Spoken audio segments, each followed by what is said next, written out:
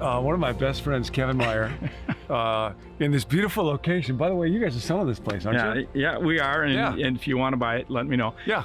Just text us here at Become New. Kevin I have known since the 8th grade, and he changed my life. We're talking about being made to count and having impact, and a lot of that's through other people. And really, when I was in college, just to think about what one decision can do in somebody's life. My freshman year, I was quite lonely. My sister was there, but I didn't really make close friends, and I felt quite vulnerable about that.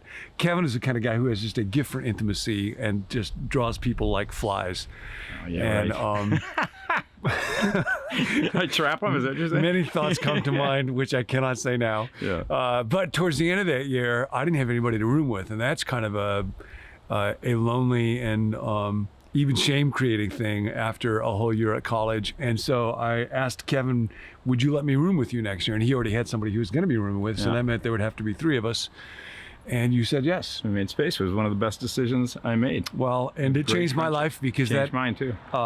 Created a little community. And then Kevin, you also the guy who told me you got to take this one professor, Jerry Hawthorne, yes. He taught New Testament Greek, and a group of us did.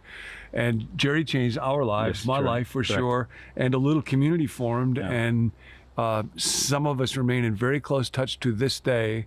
And so you never know when somebody has it. Like if you would have said no to that ask, I don't know. It's amazing choices we make and the power that's in those choices.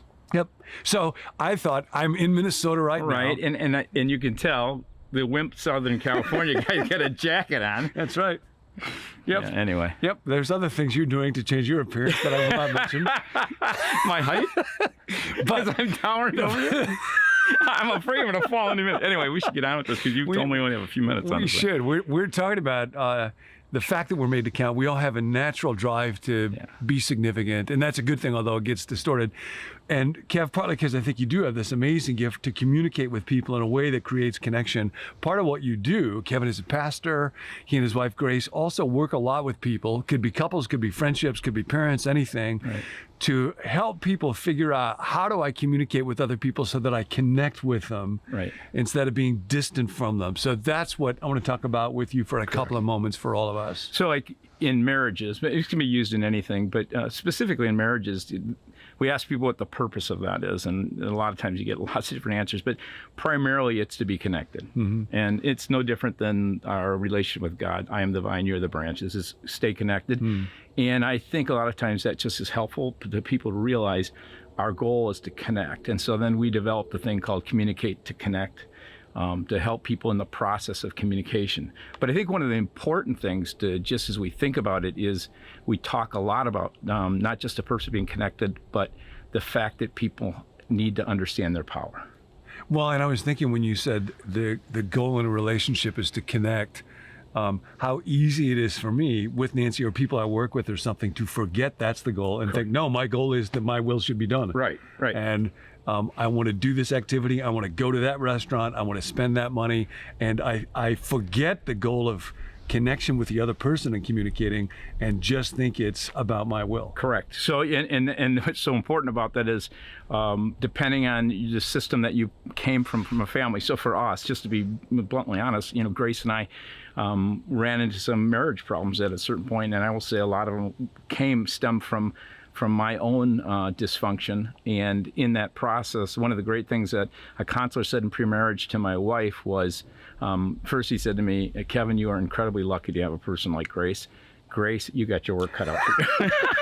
so I was kind of going. You were convinced that he got the two mixed up. Yeah, he sure did. I'm going. He's looking at his notes wrong. But anyway, so in all that, one of the things that we talk about, among other things on the whole process, which take too long to get into, but is about being a powerful person. And that a lot of times when we talk about that, people get nervous around the word power, just like get nervous around the word anger, because it's been often used in such ways that are harmful and oppressive, right? Yeah. So we talk a lot about if you're going to be a powerful person, it really begins in a sense of value. So the first thing we talk about is your identity. Do you live out of a sense of being loved by God so that you can love others? And so that it begins there. Most people, if you want to put it on a scale, move to better than and here's the part most people get either oppressed by, overpowering or power over someone, which leads to control, which leads to a sense of you've got to be the source of abundance, which we know God is the only source of abundance, right?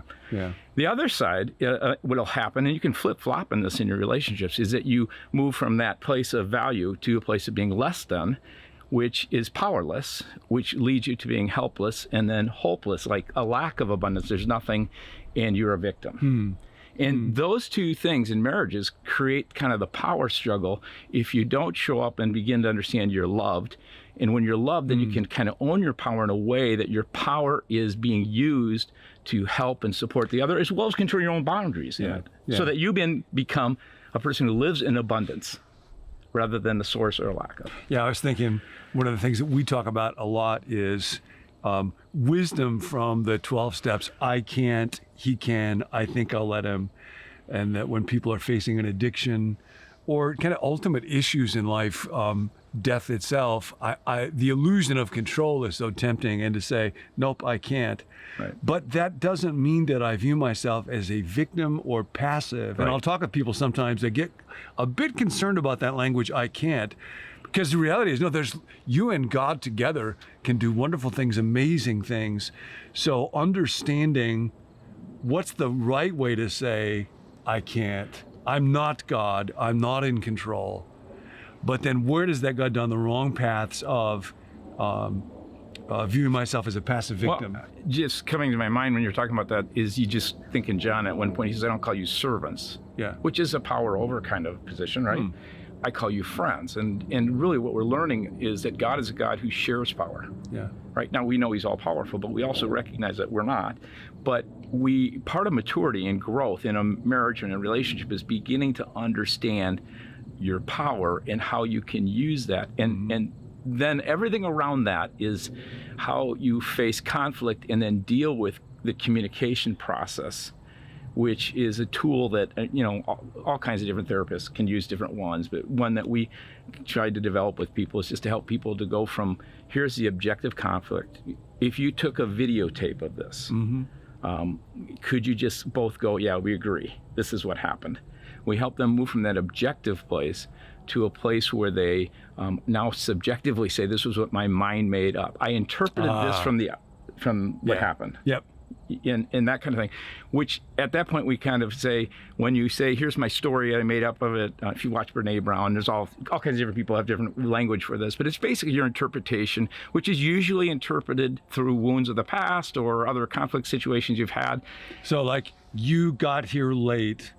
I interpret that as you really don't care about me, for me, as much as I care for you. Right. You think that I can just be blown off. Yeah, I'm not a priority. I'm being devalued, Yeah, and even the way you present that is important, because someone could say, because we have them move from that interpretation where you're using I statements, not you.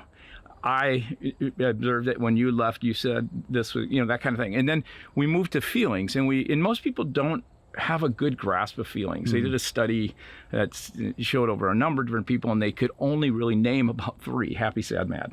Wow.